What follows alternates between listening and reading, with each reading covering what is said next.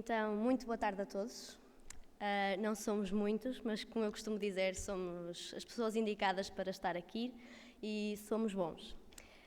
O meu nome é Patrícia Vieira e estou aqui como representação da Inova Mais, que é uma consultora de Matosinhos, e vamos apresentar-vos o projeto Green Light Plus, assim de uma forma muito breve, dizer-vos quais são os nossos objetivos, o nosso público-alvo e porque é que nós estamos aqui a organizar estes workshops e seminários que hoje estão muito voltados para a tecnologia e a digitalização da área da agricultura.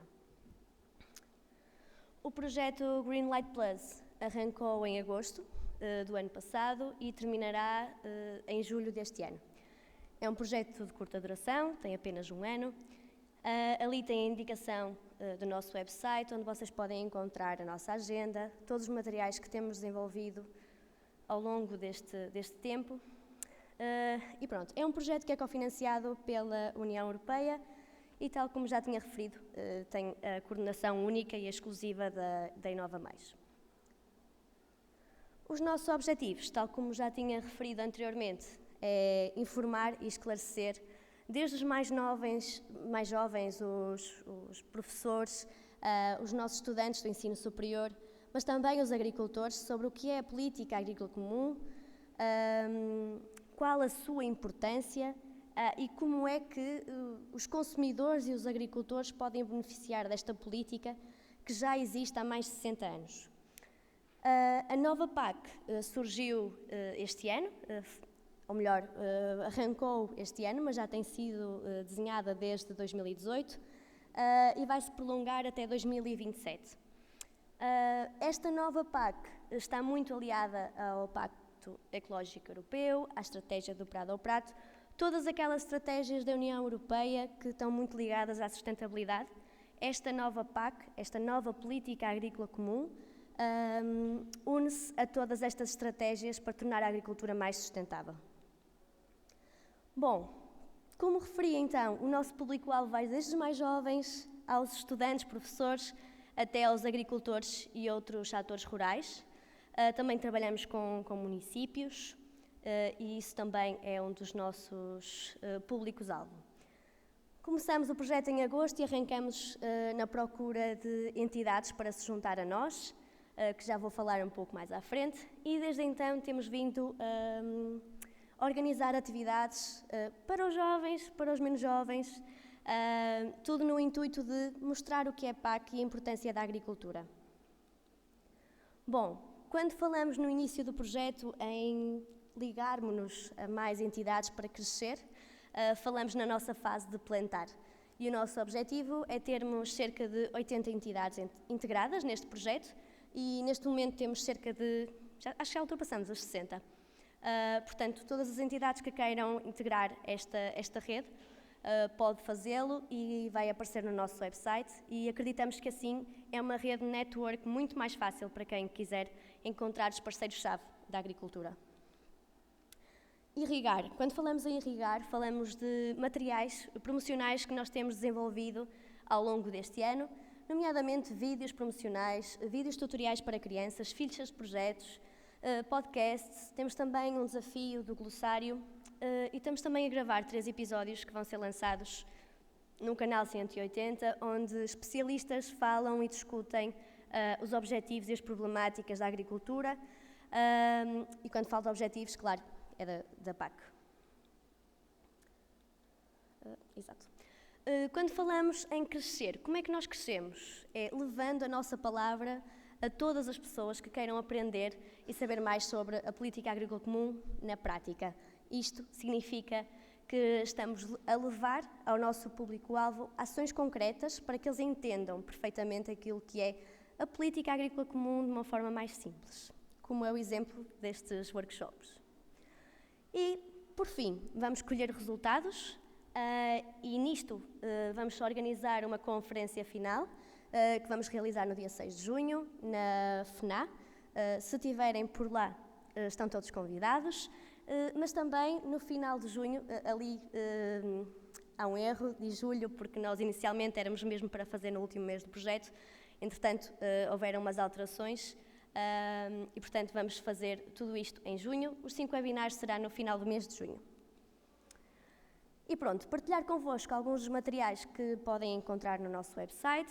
Isto são pósteres muito alusivos àquilo que são os 10 objetivos da nova PAC, que podem encontrar no website, mas também os desafios, o glossário e as fichas de projetos inspiradores ligados à política agrícola comum. Se tiverem interesse, podem entrar no website ou a partir destes QR Codes e terem acesso, então, àquilo que são os nossos maiores desafios. Da minha parte é tudo e queria pedir uma salva de palmas para receber a doutora Carolina Vaza, da Vieira de Almeida, que nos vai falar do Tech Hub na agricultura. Obrigada.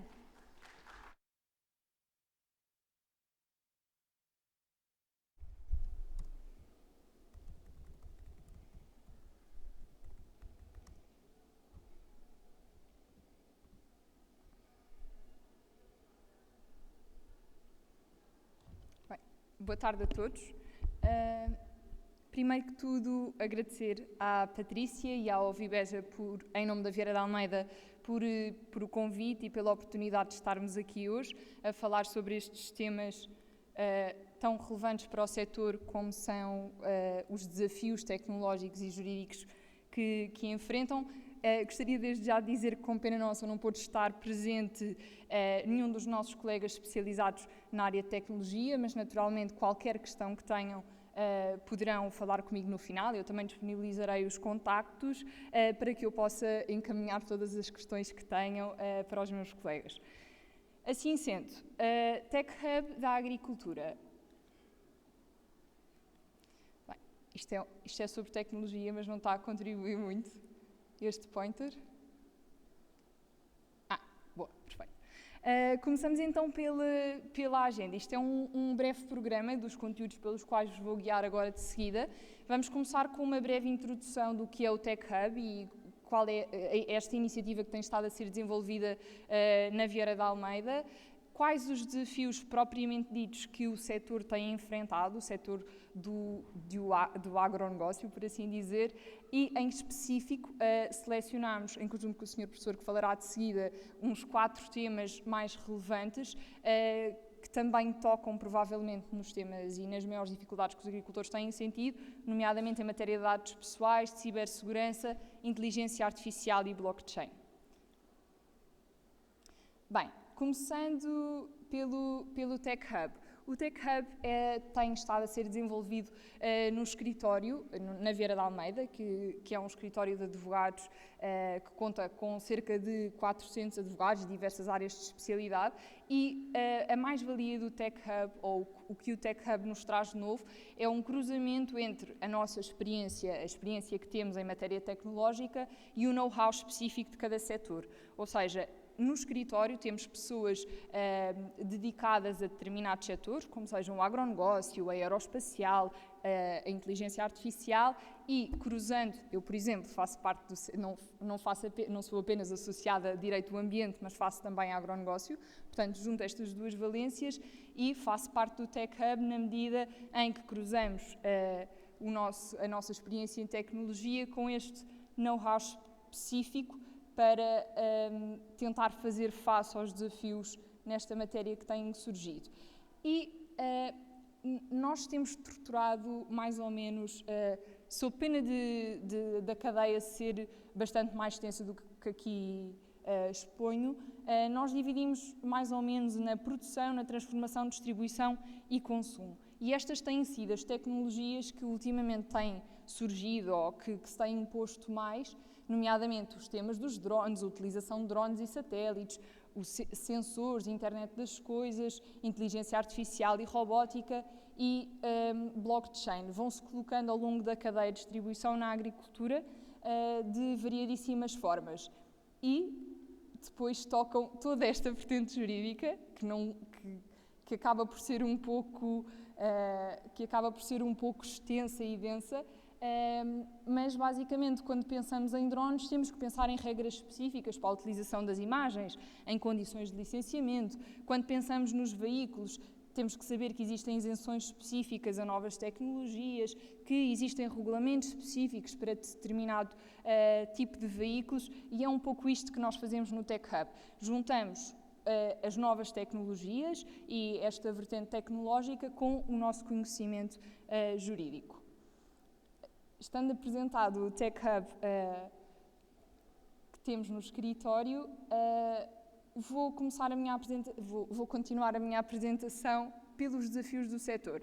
E o setor, como sabem, tem enfrentado inúmeros desafios, entre eles as alterações climáticas, a necessidade de reduzir a pegada de carbono da produção alimentar, o despovoamento das zonas rurais, o aumento da digitalização, as próprias alterações dos padrões de consumo e dos consumidores, que estão cada vez mais exigentes e a querer perceber como é que a cadeia funciona e desde a origem, de onde é que o produto vem, e, evidentemente, a escassez dos recursos naturais, não só da água, do sol, da biodiversidade, que todos nós temos experienciado. E estes desafios que o setor tem sentido não passam, eles mesmos, sem desafios jurídicos. Na regulação cada vez mais exigente, com coimas cada vez mais elevadas para o seu não cumprimento, no desenvolvimento e integração de novas tecnologias, isto é, os agricultores e toda a cadeia têm que começar a pensar em acautelar as preocupações relativas à tecnologia e ao seu uso desde o início e não só quando já estiver defrontado com as mesmas. Todos os temas de propriedade intelectual e segredo do negócio, da utilização de dados e, claro, da cibersegurança, e também os testes de novas tecnologias. Aqui nesta apresentação, e por questões de tempo, irei apenas tocar nos temas que se encontram a negrito, o desenvolvimento e integração de tecnologias, em concreto inteligência artificial e blockchain, o tema de dados e cibersegurança, começando então pelo tema dos dados. Há aqui uma distinção que precisa desde já de ser feita, que é a diferenciação entre dados pessoais e dados não pessoais. Os dados pessoais, naturalmente, e com a aprovação do Regulamento Geral da Proteção de Dados, que provavelmente a maioria de vós já terá ouvido falar, trouxe exigências acrescidas e obrigações acrescidas aos vários autores da cadeia.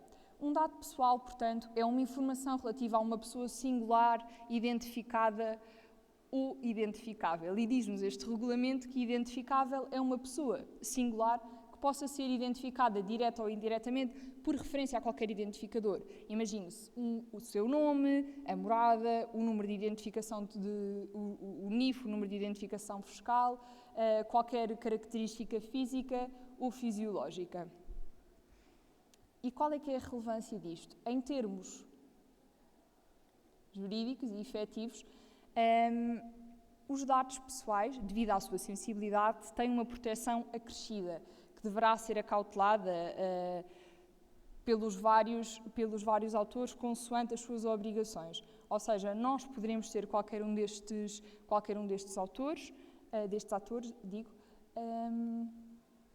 começando pelo responsável pelo tratamento. O responsável pelo tratamento será, no fundo, a entidade que no âmbito deste regulamento, o RGPD, mais terá obrigações. É aquele que terá que fazer o tratamento e terá que justificar os meios e as finalidades para os quais está a utilizar estes dados. Já o subcontratante é o que surge naturalmente de seguida, porque é a entidade que trata os dados em nome e por conta do primeiro, do responsável do tratamento. E dando um exemplo, para isto não ficar tudo muito no abstrato, imaginemos quando no âmbito da exploração, enviam produtos, vendem diretamente ao consumidor final. Imaginemos tomates, vendem diretamente tomates ao consumidor final e há uma empresa de distribuição que procede a esta entrega. Essa empresa de distribuição será o subcontratante, porque no âmbito desta relação teve acesso ao nome e à morada do consumidor final. portanto, terá obrigações ela mesma de gestão dos dados que venham a surgir no âmbito desta relação. Já os titulares dos dados serão, no caso, no exemplo que eu dei, os clientes serão aqueles que terão dado um nome, um número de identificação fiscal, a morada, e são normalmente os que surgem conectados com os direitos e não tanto com as obrigações. Ao passo que os dois primeiros são aqueles que essencialmente estão mais penalizados ou responsabilizados no âmbito do RGPD. E, por fim, temos o encarregado de proteção de dados, que é uma entidade, cuja nomeação não é obrigatória e que, podendo as empresas nomeá-la para fazer a título opcional como vigilante no cumprimento destas obrigações. Dito isto, existem várias obrigações e procedimentos que o RGPD impõe, nomeadamente a adoção de medidas técnicas, por exemplo, existência de antivírus, no âmbito da exploração e no âmbito da operacionalização dos sistemas que tenham antivírus, que façam alterações de passwords, imaginemos, para assegurar que a todo o tempo os dados dos consumidores, no exemplo que eu dei, se encontram protegidos. E mesmo ao nível organizativo, que tenham procedimentos internos que controlem os dados e a maneira como os dados são geridos. E depois temos toda a parte do controle, da notificação à autoridade de controle, no caso de Portugal, a CNPD, a qual terá que ser notificada de incidentes em que a violação dos dados pessoais resulte num risco. E os próprios titulares dos dados pessoais terão, eventualmente, que ser notificados destes incidentes. Imaginem quando um hacker tenta entrar num sistema e tirar informações e dados pessoais, terão eles mesmos que ser notificados quando isto implica um risco elevado para si. Por exemplo, quando estejam em causa números de cartões de crédito, imaginemos. Os próprios titulares terão que ser notificados. E a relevância de todas estas obrigações, sei que isto é sempre um bocadinho maçador, os advogados são sempre muito chatos e com muitas obrigações, mas a verdade é que ao nível europeu há coimas máximas de 10 milhões para o não cumprimento destas obrigações. Em Portugal, o legislador optou por fazer limites mínimos, ou seja, e eu inclusive trouxe aqui para as contraordenações mínimas, muito graves, peço imensa desculpa, os montantes mínimos para as PMEs, provavelmente o mais relevante, serão 2.000 euros ou 5.000 para grandes empresas e 1.000 euros para pessoas singulares. Isto por infração e é o limite mínimo. Daí toda a relevância da implementação, porque as coimas nestas matérias são muito elevadas. Devido à relevância dos dados, põe-se os temas da cibersegurança, que cada vez mais assistimos a ataques, porque os dados cada vez mais têm um valor não só económico como científico, que é muitas vezes inestimável, e daí que a cibersegurança seja cada vez mais relevante. E a cibersegurança, apesar de ser pode ser vista em 3 vertentes. Na vertente da proteção do negócio, porque um ataque pode comprometer todo o negócio, esvaziar as informações e, inclusive, levar à disponibilização de informações de clientes e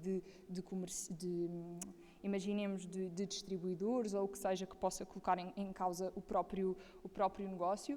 Uma vertente regulatória, porque há imensa legislação nesta matéria e começa a ser cada vez mais exigente também. E numa vertente reputacional, porque uma empresa que tenha, obviamente que nenhuma empresa está isenta de ter um ataque, mesmo as que têm os maiores graus de segurança não estão isentas de ter um ataque, mas obviamente que isto causa sempre algum transtorno reputacional e sobretudo de segurança para os próprios consumidores ou para os vários autores que interagem com essa empresa. E então surge esta Diretiva de Segurança das Redes de Informação, atualmente a 2, porque a 1 não seria relevante, porque não incluía de qualquer maneira a atividade agrícola ou de produção ou distribuição ou qualquer uma relacionada, mas a Diretiva de Segurança de Redes de Informação 2, apesar de não abranger diretamente o setor agrícola, abrange uma fatia que é o setor da produção. Em concreto, abrange a parte industrial e a parte da transformação e distribuição de produtos por grosso e também de transformação. Ou seja, uma grande fatia do setor ainda não se tem que preocupar com estes temas, mas há uma parte que efetivamente já tem que começar a preocupar-se, e isto envolverá, por exemplo, bases de dados de registro, sistemas europeus certificados que sejam impostos às empresas para utilização, medidas de gestão de risco que tenham que adotar, e, mais uma vez, as coimas nesta matéria também são muito elevadas e podem chegar uma vez mais até aos 10 milhões. Depois o legislador europeu nunca é nada brando e é sempre aos 10 milhões, parece que estes temas são muito complexos. Bem, a inteligência artificial, que todos nós temos ouvido muito falar, e finalmente em abril de 2021 foi publicada a proposta do regulamento, o tão aguardado regulamento da inteligência artificial, que finalmente traz uma definição de inteligência artificial, e na maioria dos casos sentíamos tentados a referir-nos à inteligência artificial a tudo o que era assim um bocadinho mais tecnológico e não sabíamos bem se era inteligência artificial ou não. Ou seja, tudo o que fosse assim um chat um bocadinho mais automatizado, nós já dizíamos que era inteligência artificial. Isto agora ajuda um bocadinho a clarificar que nem tudo é inteligência artificial, que há critérios que têm que se encontrar verificados. Então, o sistema de inteligência artificial é um software que é desenvolvido com recurso a técnicas e abordagens específicas, que vêm elencadas agora, tenho aqui em baixo, neste tal anexo, e podem pressupor aprendizagem automática, ou chamado machine learning, ou seja, o software em si tem o potencial de aprender, ou seja, há um potencial de aprendizagem com o software. Ou então terá abordagens baseadas na lógica e no conhecimento que o permitem fazer previsões e desenvolver-se, apesar de ter uma supervisão humana. E também abordagens estatísticas, como métodos de pesquisa e otimização. E a utilização da inteligência artificial tem sido cada vez mais frequente, e eu já trarei um caso prático adiante, mas tem sido cada vez mais frequente nos temas da agricultura, uma vez que permite otimizar, na maioria dos casos, a exploração, permite, através de base de dados e estimativas, prever se será a melhor altura colher em determinada altura, se será mais eficiente o sistema de rega funcionar de uma determinada maneira, e então tem sido uma tecnologia cada vez mais utilizada na agricultura.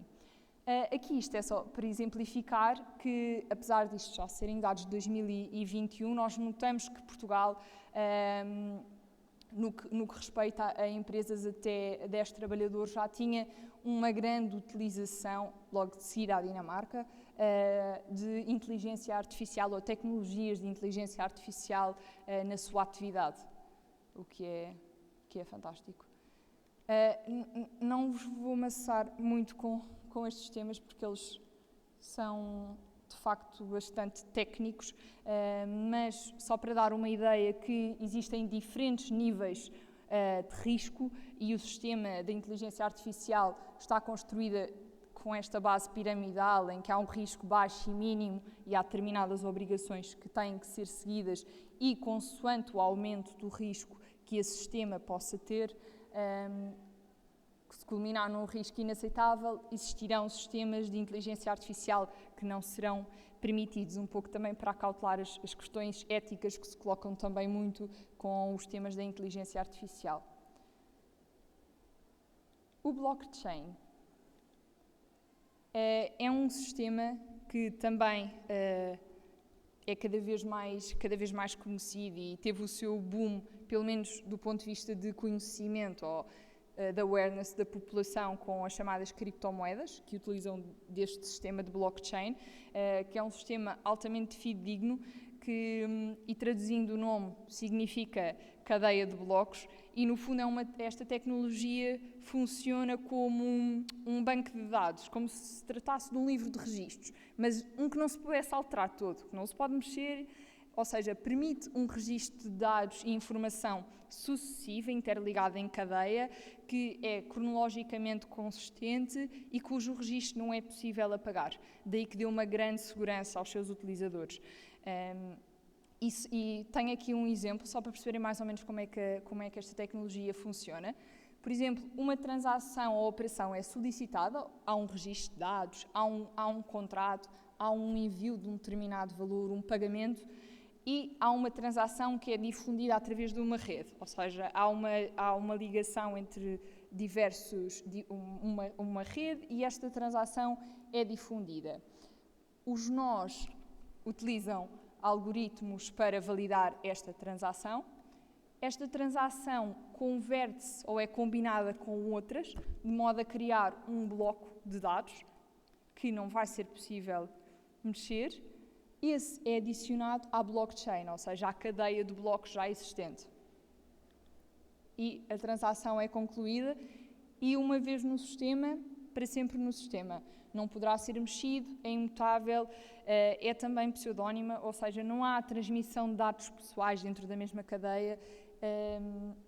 Isto traz imensas vantagens, ou pelo menos os utilizadores veem imensas vantagens, sobretudo ao nível da sua segurança e da sua descentralização. E também para tornar isto um bocadinho mais visível, trago-vos aqui um caso prático que existe e que é verdadeiro e que provavelmente alguns de vós já conhecem, que é um determinado produtor agrícola decidiu apostar na tecnologia para reduzir os impactos das várias variantes não controláveis que vai sentir na sua exploração. Por exemplo, o clima, as tais alterações climáticas, a utilização dos solos, as pragas, as doenças, todas essas coisas. E utilizou de duas tecnologias. Por um lado, a inteligência artificial, comecemos por baixo, ou seja, através dos dados que foram sendo recolhidos e dessa análise e incorporação num determinado sistema ou numa determinada base de dados, pôde fazer-se uma análise em tempo real, através desta rede, de forma a gerir a informação e o próprio desempenho da exploração e dos recursos. Por exemplo, através de determinados sensores e desta análise, pôde perceber-se que determinada praga se estava a formar num sítio e que era importante agir naquele local, isolá-lo e tratar. Que não precisava de existir tanta água na rega e que o sistema seria mais eficiente se reduzisse. Tudo isto com base nestas previsões e nestes sistemas de inteligência artificial foi permitido perceber. Por outro lado, utilizaram também blockchain, e aqui um bocadinho respondendo às necessidades que o consumidor vai manifestando, ser um consumidor cada vez mais sofisticado e querer perceber a origem e toda a cadeia de produção. Ou seja, através de uns QR codes, que poderemos fazer o scan, consegue perceber-se toda a cadeia de produção, desde o momento em que se plantou determinado ou que se semeou determinado produto, até ao momento em que vamos à prateleira do supermercado comprar, o consumidor final vai comprar. Ou seja, permite este acompanhamento e dá segurança ao consumidor, na medida em que esta própria blockchain não pode ser alterada, como eu expliquei anteriormente.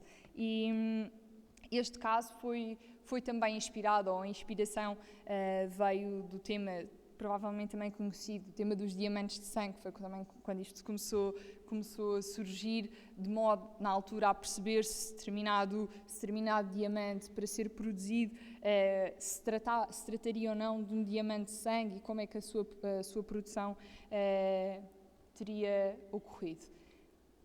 E pronto, assim finalizamos. Deixo os contactos e também estarei naturalmente disponível caso tenham questões.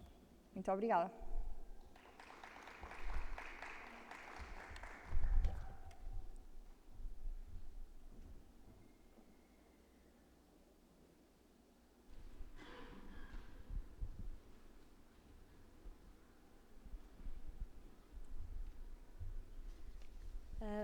Não sei se alguém tem alguma questão para a Carolina. Neste momento a Carolina já se sentou, mas se tiverem alguma pergunta, nem que seja no final, podem fazer.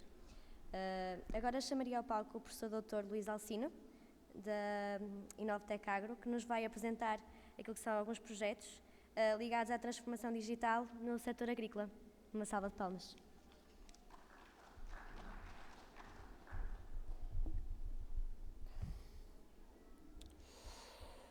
Então, boa tarde a todos.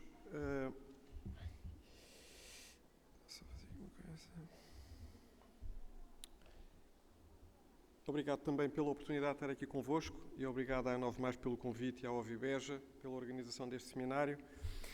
Eu, de alguma maneira, vou completar alguma parte da informação que a colega anterior nos apresentou e, pelo meio, se calhar, falar-vos aqui de alguns casos práticos de sensorização na agricultura, uma área onde nós temos vindo a trabalhar há algum tempo. Portanto, eu sou professor adjunto do Instituto Politécnico de Porto Alegre, exatamente para a área de Engenharia de Biociências, e nos últimos 2 anos e meio coordeno um dos Centros Nacionais de Competências, neste caso para esta área da Rede Rural Nacional, que é o Inovtec Agro. De facto, a questão do tema, a transformação digital no setor agrícola, e vou tocar inevitavelmente aqui alguns pontos com a colega, mas como vos disse, tentando dar aqui se calhar não a componente jurídica, a componente aqui mais aplicada à agronomia.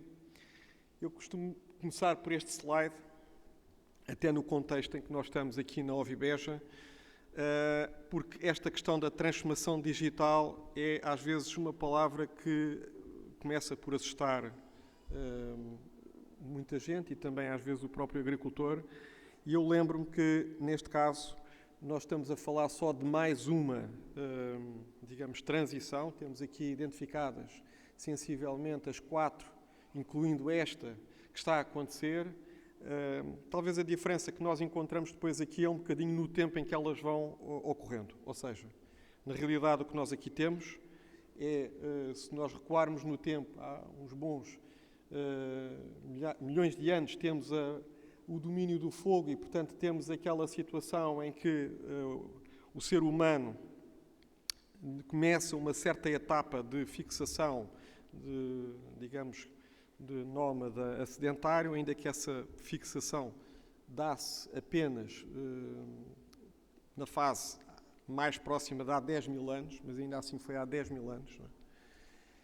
E a primeira revolução é exatamente quando isso acontece e nós temos ali o início, vamos dizer, da produção agrícola propriamente dita, do domínio da terra e, por um lado, para a produção de alimentos e também da produção animal, sendo que, e desculpem, não era este, sendo que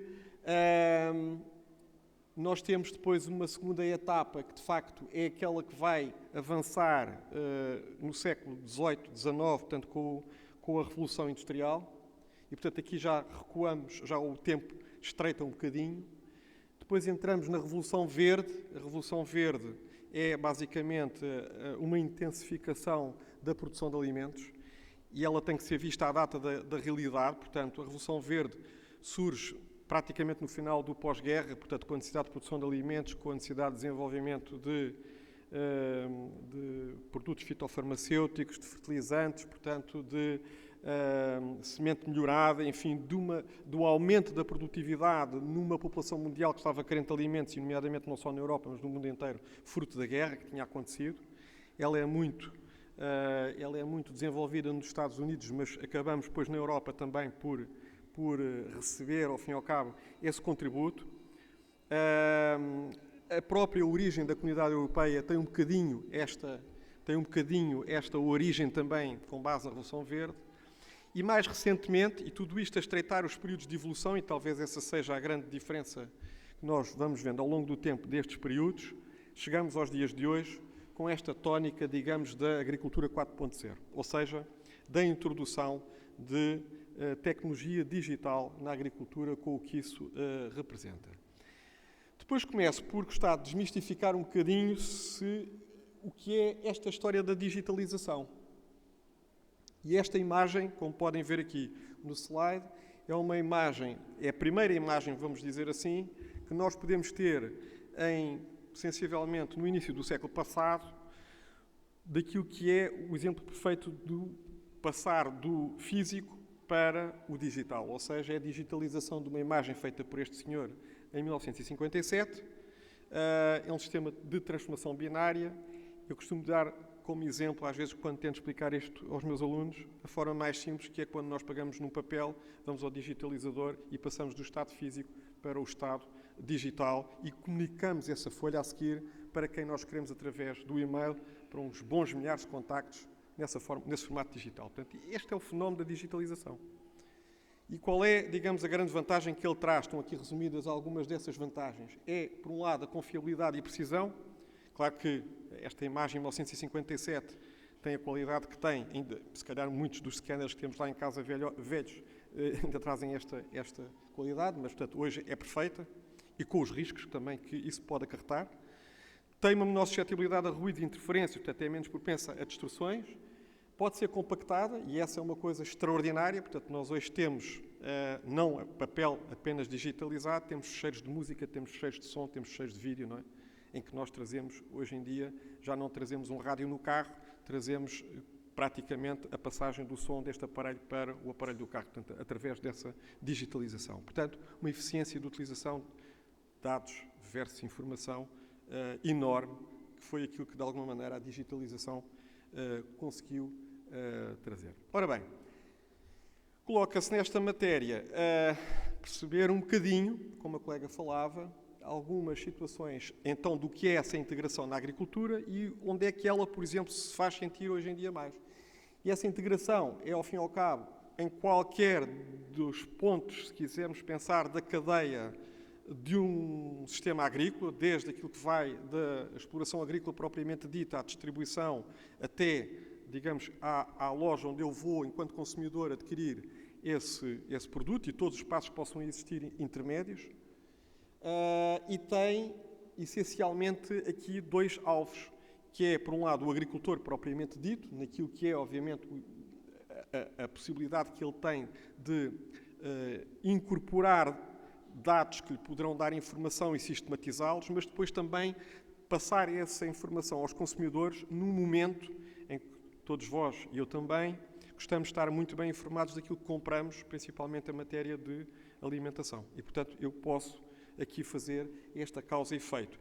E esta causa e efeito, instrumentalmente, tem uma aplicação no campo, numa área de gestão, que é a agricultura de precisão, que talvez seja a mais, hoje em dia, comentada e, de certa forma, implementada já no setor e também em Portugal, já vos vou mostrar, que é a utilização deste modelo de gestão que vai somando, digamos, oportunidades para passarmos à digitalização. E exatamente para termos uma realidade disto, o Instituto Nacional de Estatística, em 2021, quando publica os últimos censos agrícolas, mostra-nos uma coisa que podia não parecer à primeira, porque ainda temos às vezes essa dúvida se a agricultura de precisão de facto existe ou não, mas ela é explícita neste documento. Claro que este documento traduz os 10 anos anteriores, é um percurso de 10 anos, não é? Basicamente, vamos dizer, de 2011 a 2021, mas basicamente nós temos aqui bem identificado que, sensivelmente, 4,2% da superfície agrícola em termos de área em Portugal já utiliza dados georreferenciados. E, obviamente, o número de explorações é mais pequeno, ronda sensivelmente os 0,4%, 0,5%, mas em termos de superfície agrícola não deixa de ser significativo, como digo, se pensarmos neste percurso que vem desde 2011 até à realização destes dados, e depois, dentro destes dados georreferenciados, nós conseguimos ter aqui identificados pelo menos duas situações que são, de facto, a utilização de dados georreferenciados relacionados com sensores de umidade do solo, portanto, gestão da água no solo, e dados relacionados com cartografia pelo menos com índices estativos de cartografia de produção, que é o caso deste índice de NDVI que vem mencionado aqui nesta referência. Portanto, isto para vos dizer que se há um instrumento que há 10 anos para cá tem vindo a ser implementado em prol da digitalização, de facto tem sido a adoção de técnicas de agricultura de precisão que mais à frente na apresentação vos vou sintetizar aqui alguns casos de aplicação. Portanto, mantendo esta linha de raciocínio com a intervenção anterior, que desafios e oportunidades é que nós podemos ter e porque é que um bocadinho isto acaba por surgir. Eu diria que há uma panóplia imensa de justificações, mas há um documento que eu acho que está onde este tema foi muito bem sintetizado, neste caso pelo professor Avilés, e resultado de um documento da FAO de 2017, que fala aqui nestas 15, digamos, drivers, nestes 15 fatores impulsionadores para aquilo que podem ser as mudanças esperadas no âmbito dos sistemas alimentares no século XXI. E, de facto, se nós pensarmos um bocadinho neste documento, nós encontramos, eu listo aqui estas, para já estas 5, crescimento, urbanização e envelhecimento da população mundial. Por outro lado, a concorrência no uso dos recursos naturais. Quando se fala em crescimento da população mundial, não nos podemos esquecer que a população mundial vai querer comer mais, vai querer ter mais alimentos, e eu lembro sempre uma situação muito pertinente, que é muitos de nós, muitos de vós, enfim, muita da sociedade ocidental tem vindo um bocadinho a alterar os seus hábitos alimentares para hábitos que não eram tão comuns no Ocidente, nomeadamente as formas alternativas do veganismo, do vegetarianismo, etc.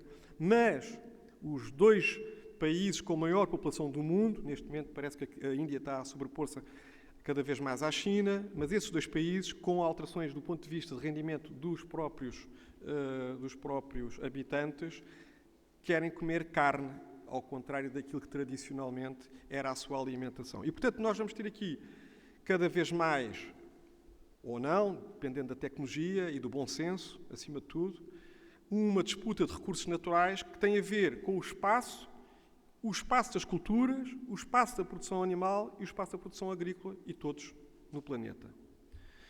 Depois temos as alterações climáticas, que são efetivamente uma evidência, não é porque eu acho ou porque um país ou outro país acha. Nós vivemos agora, na quinta-feira, se não me falha a memória, passado no dia de inauguração desta feira, a temperatura mais elevada, se penso, dos últimos 70 anos, com registro aqui na zona. Portanto, mais um recorde que se bate, e os recordes e as anomalias climáticas, se forem ver no IPMA, são cada vez mais frequentes, e é essa preocupação que de facto leva a esta nota de alterações climáticas. Não é que elas não existissem já há muitos anos, não é que não haja um registro disso, elas estão a ocorrer cada vez mais periodicamente. Perdas e desperdícios alimentares, e depois questões ligadas à regulamentação, que já vêm às vezes um bocadinho das anteriores. Só que este documento foi escrito em 2017, esta abordagem é tida e relatada em 2019, e em 2019 dá-se uma coisa que eu acho que nenhum de nós esperava, que se chamou pandemia. E depois, pior que a pandemia, nós tivemos uma guerra, já haviam muitos conflitos internacionais, mas uma guerra disputada na Europa, ou pelo menos às portas da Europa, como queiram, com a Ucrânia e a Rússia, que então menos era pensado.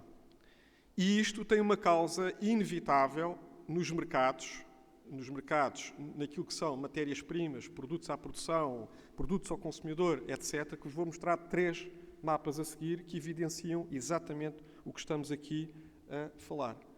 O primeiro, muito simplesmente, é uma publicação quase no final do ano de um periódico espanhol que achei muito interessante, razão pela qual a tenho guardado e tenho demonstrado, que fala exatamente naquilo que é a diferença do consumidor, ou melhor, perdão, desde o agricultor até ao consumidor, passando ali pelas cadeias de logística e, ao fim e ao cabo, pelas grandes superfícies. Portanto, a diferença brutal no final do ano estava a acontecer em algum tipo de alimentos que disparava para mais de 500% o valor desde a produção até chegar, digamos, à hora de nós o comprarmos numa grande superfície. Portanto, uma distorção de valores brutal, como podem ver.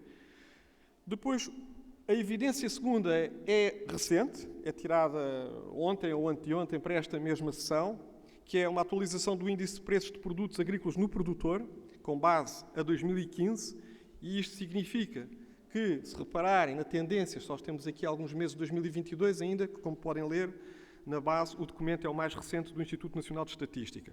Mas o índice fala-nos em menos 0,4% em relação, portanto, a 2015. Portanto, isto dá-nos que pensar. E Depois temos a contrapartida, se quiserem pensar assim, que é o índice de preço dos meios de produção na agricultura, que, ao contrário do mapa anterior, não é? Está também com uma referência em relação a 2015 na ordem dos 13,5%. Já houve momentos mais altos, como podem ver pela tabela, mas na realidade ainda assim situa-se acima de 3,5% em relação àquilo que era 2015. Portanto, há aqui um desvio completo. Digamos que é uma empresa, é uma indústria, ou se quiserem, no Alentejo eu costumo dizer a agricultura é tudo, que não é saudável neste percurso que está a acontecer e neste ambiente que está a acontecer. Portanto, alguma coisa tem que ser pensada, nem que seja por esta mexida que agora foi muito perturbada por estas externalidades, como vos dizia, primeiro a pandemia e depois, efetivamente, a questão que está a acontecer num conflito bélico na Rússia. Esperemos que fique por aqui, ou seja, que a China, Taiwan e os Estados Unidos não aqueçam este ambiente e outros possam vir depois em redor. Junta-se a isto, mais do ponto de vista técnico, há algumas pesquisas de mercado que têm vindo a ser feitas e que nos mostram, essencialmente, aqui a questão dos drivers, que têm a ver com os próprios sistemas de produção. E aqui situam-se num documento do Fórum Económico Mundial em 2018, essencialmente, 3 níveis de impulsionadores para esta transformação digital. Por um lado, a questão das mudanças nos padrões de procura. Por outro lado, a questão das necessidades de promoção das cadeias de valor, ali com alguns casos que podem ver listados em subtítulos. E também a questão relacionada com o upgrade propriamente dos sistemas de produção. Portanto, há questões mesmo, digamos, de padrões de consumo, de cadeia, como seja o caso do comércio eletrónico, de padrões de consumo, como seja o caso, como há pouco vos falava, de algum tipo de procura do próprio consumidor, que já não é a mesma tradicional que tínhamos antigamente, e do próprio sistema de produção em si, quer diretamente, quer indiretamente, por alguma regulamentação, como falava nos slides anteriores, que acaba por ter uma influência em isto tudo e, com essa influência, a ter que gerar, por assim dizer, uma nova forma de gestão e uma nova forma de reorganização do próprio modelo, muitas vezes, de funcionamento da empresa agrícola. Então, estes drivers, onde é que nos levam? Digamos que levam-nos, dentro desta transformação digital, a um conjunto de base tecnológica, como a colega já foi referindo na apresentação anterior, nos toca algumas tecnologias, eu também as tenho aqui, que depois, se nós virmos isto agrupado, de alguma maneira, pelo menos, num documento também muito recente mesmo, nos Estados Unidos, sobre a adoção da agricultura de precisão pelos agricultores americanos, estamos aqui a ver, puxando aqui a minha cábula, essencialmente a 4 níveis, à estrutura de decisão, suporte de gestão, à recolha de dados e, ao fim e ao cabo, aos Data Driven Equipment, ou seja, há tudo aquilo que são instrumentos depois de possível leitura ou aplicação de fatores de produção ajustados, que, neste mesmo documento, um consultor internacional italiano faz uma listagem deles e identifica aqui alguns benefícios e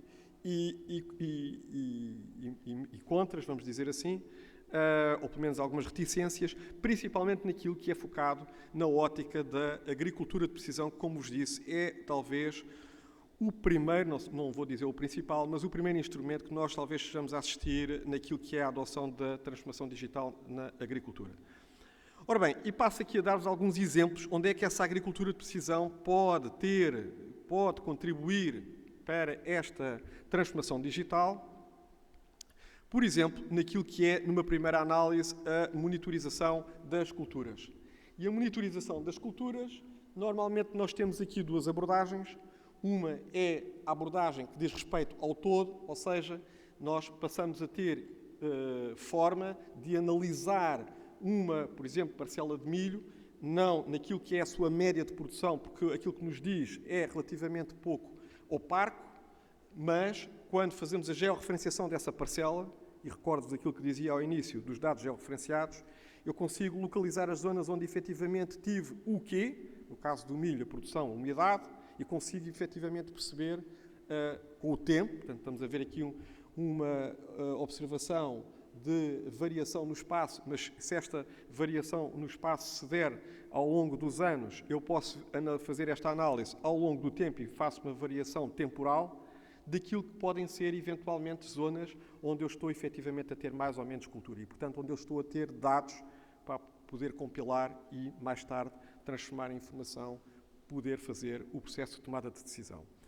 Este mesmo mapa, eu costumo mostrar a seguir, posso convertê-lo numa contabilidade de precisão. Ou seja, no caso do milho, como alguns de vós sabem, é um exemplo, a data, o período que está ali, vale o que vale, podemos ir a esta mesma base de informação e buscar os dados mais recentes, mas é normalmente uma cultura, sendo uma matéria-prima, uma commodity, ela tem uma grande oscilação nos mercados mundiais.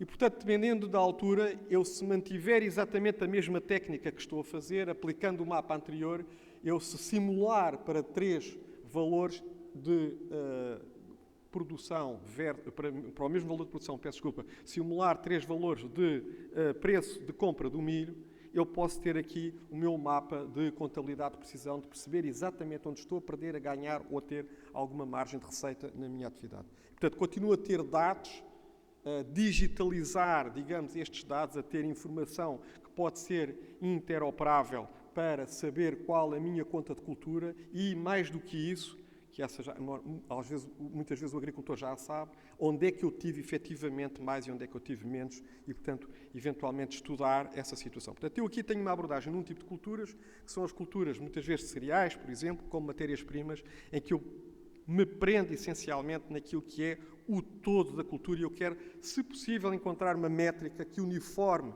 da melhor maneira o meu campo. Mas outra abordagem que nós podemos ter é em culturas de maior valor acrescentado, que não são os cereais, não é? Que é o caso, por exemplo, da vinha, e este é um outro projeto, já como vem realizado há uns bons anos, um dos primeiros projetos que nós realizámos, neste caso no Politécnico de Porto Alegre, em que, de facto, a abordagem é da vindima segmentada, em que eu quero, mais do que simplesmente tirar uva para fazer vinho, eu quero essencialmente criar lotes de vinho diferentes uns dos outros e, com isso, colocar no mercado em clientes diferentes e em mercados diferentes. E, portanto, eu posso fazer a georreferenciação dessa informação e, portanto, a otimização dessa informação no sentido de ela poder ser útil ao momento da recolha. Inclusivamente, eu posso criar a cartografia. Desculpem, alguma coisa aqui aconteceu. Pedi ali aos colegas da Regi que me conseguissem colocar aqui outra vez em linha. Aí está.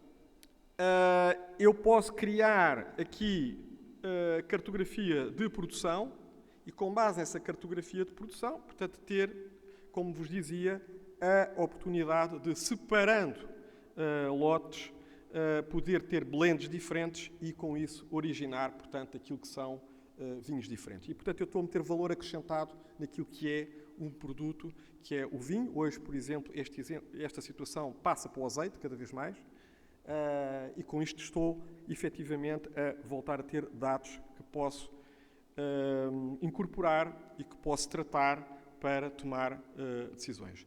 Mas estamos na Ovibeja, e na Ovibeja ela é característica pela parte pecuária, portanto, monitorização de efetivos a campo. Sim, dou-vos o caso de um primeiro trabalho que realizámos já também aqui há alguns anos com a Associação de Criadores Bovinos da Raça Alentejana, com a monitorização de áreas de pastagem e, mais recentemente, depois disso, começámos a introduzir colares de georreferenciação ou para geolocalização dos animais para perceber um bocadinho as cargas de pastoreio que estes animais realizavam e, com base nisso, otimizar as parcelas que, efetivamente, eles poderiam utilizar.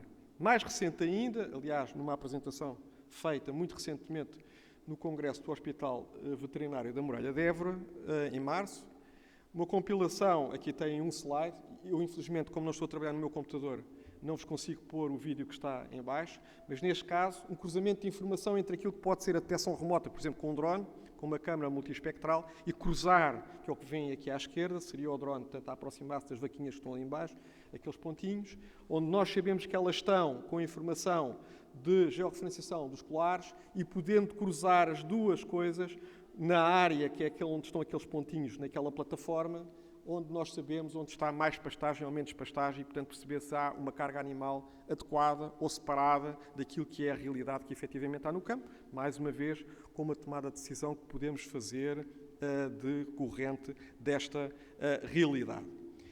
Outro caso é também o facto de falarmos em instrumentação. Eu já vos falei aqui em georreferenciação, portanto, a georreferenciação quase sempre está relacionada com a utilização de um aparelho de geolocalização, um vulgar GPS, mas há pelo menos como instrumentos e recolha de dados, 2 ou 3 que são muito clássicos, em termos de agricultura de precisão. O primeiro deles prende-se com a questão da condutividade elétrica do solo, nomeadamente a condutividade aparente, a criação da cartografia, com base na qual depois podemos explorar outras notas do ponto de vista da composição física, química ou biológica do solo.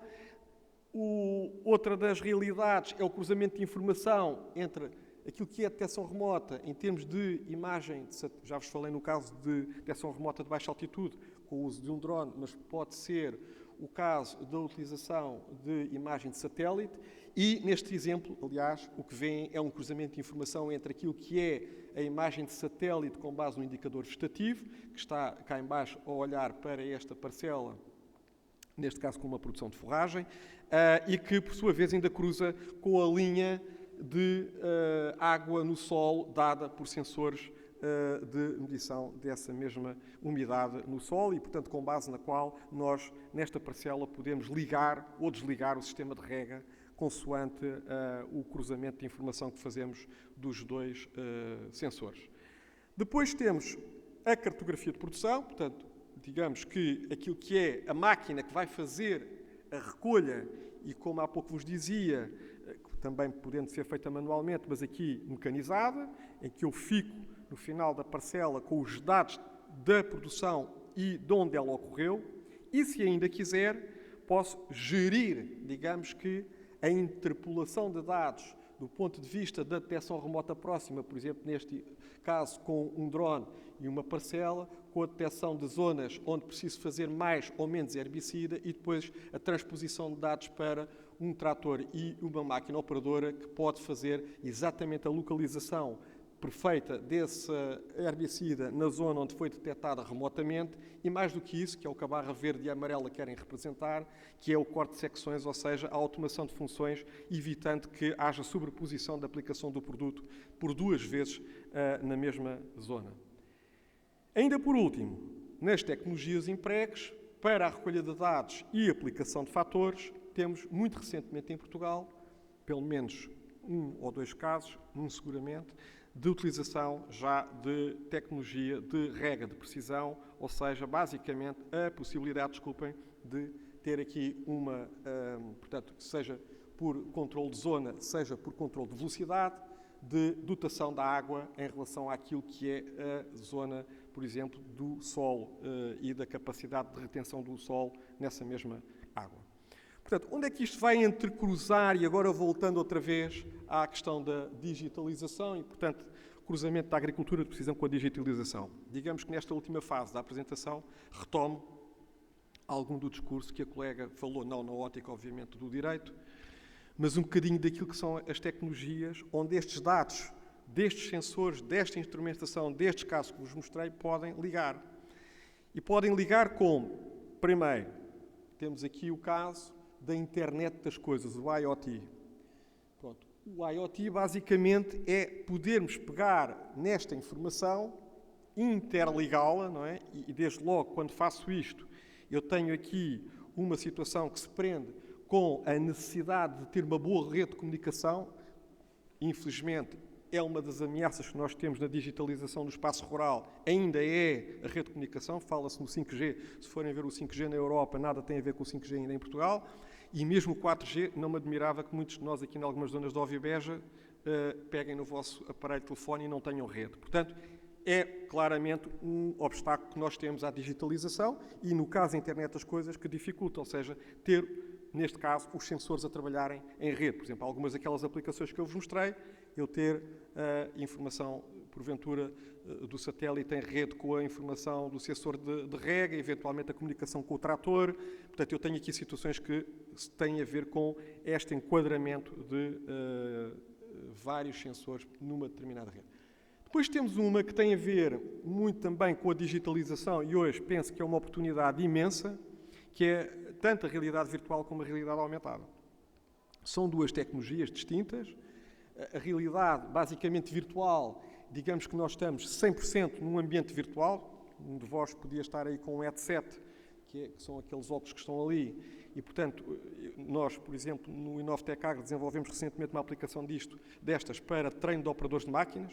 Portanto, eu dar-vos-ia esta aplicação, estariam aí dentro de um trator neste momento e, portanto, estariam rigorosamente a poder treinar com os comandos de mão algumas das funções que o operador tem que fazer com o trator. Vantagem, eu não tenho que trazer para aqui o trator, custos de logística muito mais baixos, posso simular aqui à noite quando não me apetece dormir, quando, enfim, tenho o custo só, efetivamente, da aplicação. Portanto, a realidade aumentada é diferente, dá-nos outra panóplia de oportunidades, porque é um pouco mais a imagem que vem ali, que é o poder entrar num espaço e ainda que não seja virtual, é aumento, eu estou a ver de facto esta sala, mas, por exemplo, se eu tivesse sensores de temperatura, eu conseguia ver se algum dos senhores que está aqui nesta plateia estaria, por exemplo, com febre. Eu conseguiria ter essa noção, porque o sensor transmite-me efetivamente e dá-me essa realidade, com base na qual eu podia fazer uma triagem e dizer à pessoa A ou à pessoa B para se distanciar de outra. Este, por exemplo, caso que fui buscar, não fui eu que o criei, recordam-se com certeza quando foi a Covid, foi uma das tecnologias que começou a ser utilizada no caso dos aeroportos. Depois temos outras duas tecnologias que são efetivamente o Big Data. Bem, o Big Data, e aqui vou tentar desmistificar-vos também, não é muito recente, é algo que vem de uma evolução do quase o conceito de biblioteca, os 3 Vs deste senhor americano, Doug Laney, que introduz o volume, velocidade e variedade de dados. Basicamente, o Big Data nós já tínhamos numa biblioteca quando íamos fazer uma pesquisa. Era um conjunto de informação, como aqui diz, presente em bancos de dados, que pode ser acedido e ter interligações entre si. A diferença é que eu ia à biblioteca, ia buscar um livro, tinha muitos livros e tinha um pouco esta visão, não é? E agora não. Eu tenho isto, digamos, digital e tenho, de facto, estes Vs já cresceram. Já vai em 5 Vs, mas os 3 que este senhor lançou têm a ver com o volume, velocidade e variedade de dados. Muito maior do que uma biblioteca. Pronto, nós continuamos, pelo menos alguns de nós, a gostar de livros, mas temos que dar o braço a torcer. De facto, é conveniente face às necessidades que temos vindo aqui a falar. Inteligência artificial. A inteligência artificial, não vou aqui pela definição da colega muito mais académica, vou para uma definição muito simples, que resumi, há muitas, ou legal, no caso que a colega apresentou, mas na prática ela resume-se a um processo de aprendizagem, raciocínio e decisão de uma máquina. E ela é lançada, eu fui buscar aqui uma nota a este senhor, que em 1956 começou a falar disto. Portanto, como vem também, a inteligência artificial também não é propriamente de 2020, nem do ano passado. Vem de 1956. Claro que, como somos seres humanos, somos francamente resistentes à mudança. Eu conto sempre esta história, temos sempre a certeza que vamos morrer, pelo menos por enquanto a ciência não nos retardar o envelhecimento, mas a certeza que mudamos é mais complicada. E, de facto, o fenómeno mais recente que nós temos de briga à inteligência artificial é aquele símbolozinho que vem ali à direita, que já muitos de vós relacionam, que é o ChatGPT, ou sistemas como o ChatGPT, não é? Que já foram até banidos em alguns países, entretanto já foram revogados também essas banições. Neste momento a Microsoft, acho que em Portugal ainda não está a operar, ou a Google, o Bard, mas também dentro, penso eu, de pouco tempo vamos ter o Bard. E, portanto, isto para vos dizer que, jogando com o Big Data, com alguns dos processos que a colega falava anteriormente e juntando a inteligência artificial, eu tenho, de facto, aqui, vou passar já ao slide seguinte, uma robotização, que neste caso é de um assistente de texto, mas que na realidade não é mais do que outros assistentes de campo. Isto é só pôr no Google e perguntar robô na agricultura e aparece-me isto. Não, aparecem-me várias páginas disto. Portanto, robótica, que era aqui que eu queria chegar, que é outra tecnologia que nós neste momento temos cada vez mais na ótica da digitalização. A diferença é que o ChatGPT conversa comigo, o robô tem um ChatGPT dele, vamos dizer assim, e além de conversar, tem ações. Pronto, e isto Posso dizer, já esteve o ano passado na Feira Nacional da Agricultura um robô na área das culturas, um robô pernalta, portanto, para trabalhar sobre culturas, eu ia dizer na vinha, não específico da vinha, portanto, já cá esteve.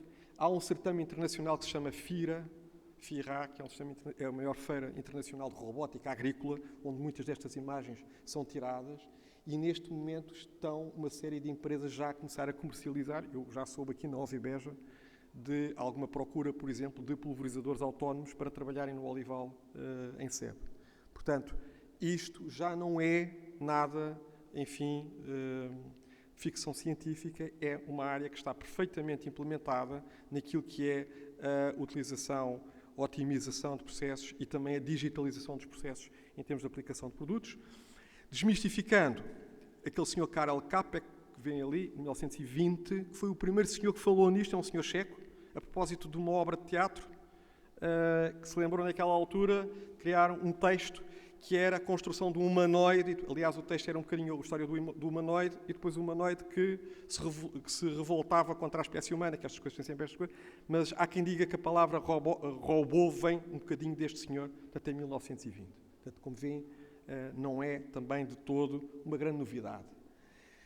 O blockchain, eu trazia aqui não é o blockchain, não vou repetir o que a colega explicou muito bem, mas na realidade, quando estamos a ver um QR Code, é talvez o exemplo, eu ia dizer mais comum, tirando as bitcoins, não é? Em que eu tenho, de facto, ali no dia-a-dia, uma cadeia com a segurança que lhe está implementada, uns parâmetros de autorização de um conjunto de vários parceiros e tecnicamente inviolável, não é? Pelo menos inviolável pelas pessoas que a veem por bem, não é?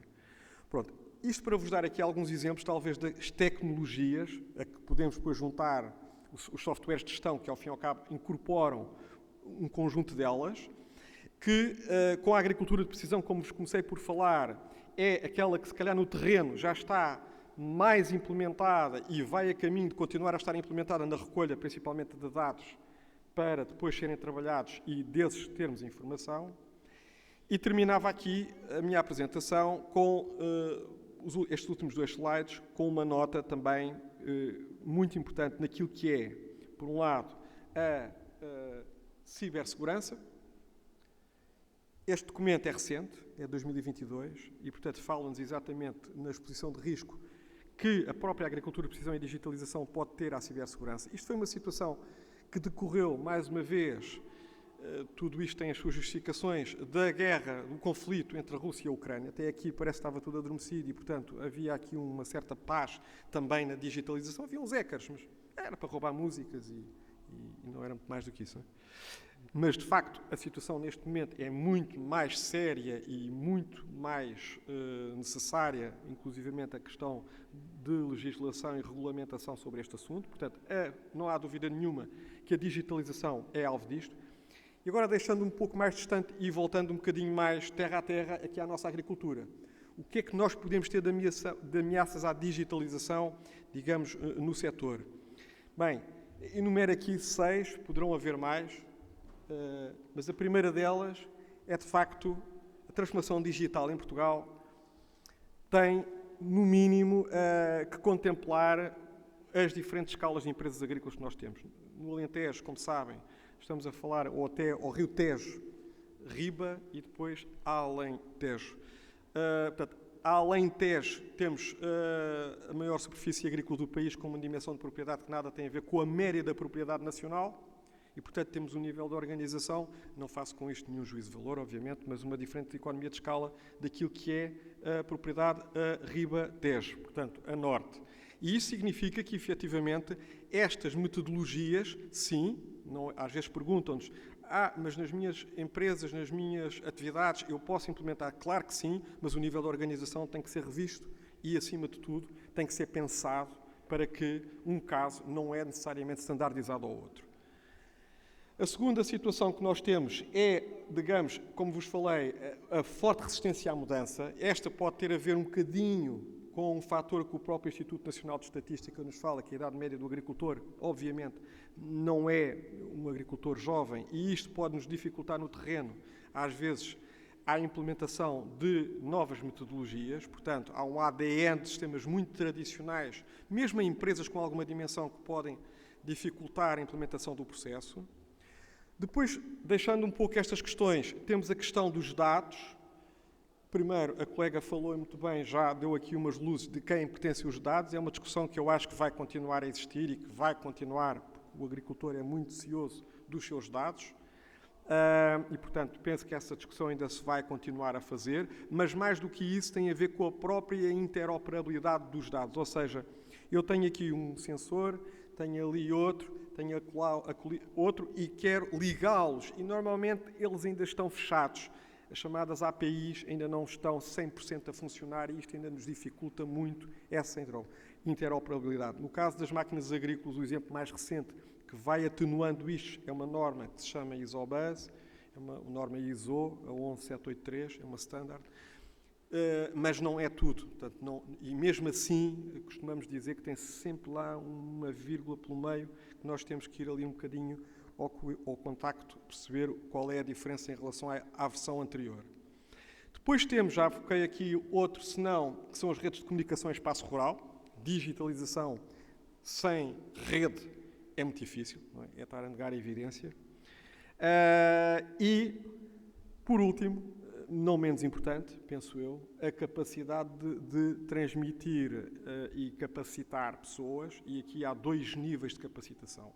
E uma coisa são os sistemas de consultoria que muitos de nós representamos, outra coisa é o sistema científico-tecnológico que desenvolve e outra coisa é a capacidade de capacitação ao agricultor ou ao técnico que está lá no terreno. Eu diria que há aqui 3 níveis que são importantes. Funcionarem, passando um bocadinho a brasa à minha sardinha, a importância dos centros de competências e do sistema científico-tecnológico, pelo menos uma parte dele, tem aqui um papel muito importante, porque caso contrário, não chegando a palavra a quem tem que chegar, é impossível que os processos efetivamente funcionem, não é? E muito obrigado. Deixo só aqui um repto. Nós vamos ter aqui, para aqueles que estejam interessados, em conhecer pelo menos alguns dos instrumentos. Em Elvas vamos ter o Dia do Agricultor no dia 17 de maio. É uma organização do Instituto Nacional de Investigação Agrária e Veterinária, que é nosso parceiro e nosso colaborador diário em Elvas, e cujo programa muito brevemente estará a sair e pelo menos da parte da tarde estará previsto, portanto, uma mostra deste piloto experimental com algumas desta instrumentação que vos falei aqui na ótica da agricultura de precisão. Muito obrigado.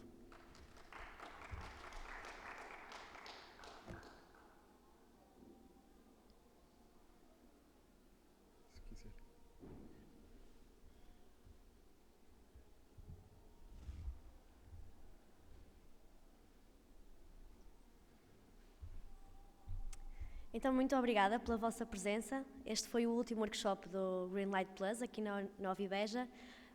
Muito obrigada pela paciência e por terem tirado um bocadinho do vosso tempo deste último dia, que é o Ovibeja, e está um calorzão lá fora. Aproveitem e desfrutem o último dia. E mais uma vez, obrigada, e obrigada aos oradores. E até uma próxima. Obrigada.